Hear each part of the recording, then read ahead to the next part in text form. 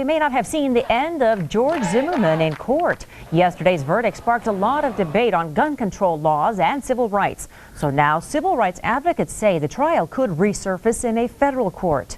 Gary Cooper looks at the chances of that and has more. Gary? We, the jury, find George Zimmerman not guilty.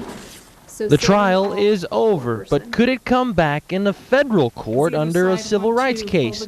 One of George Zimmerman's attorneys weighs in. The FBI has looked at this case for over a year, and they never found any evidence of racism or inappropriate actions by George that would suggest a civil rights violation. San Antonio defense attorney Gerald Goldstein explains. While race certainly was the overtone, it wasn't predominantly argued.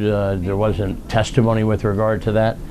If the federal government were to seek to bring, for example, a civil rights suit like they did in the Rodney King case against the police officers, then it would have to be involving color, race, national origin.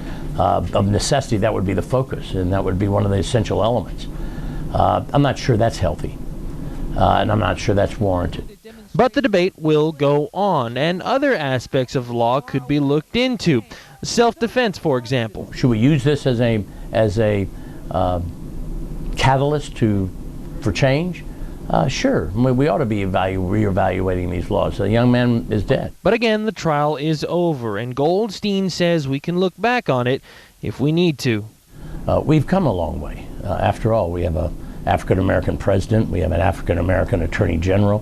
One would hardly accuse them of being insensitive to issues of race and color. Gary Cooper, KENS 5 Eyewitness News.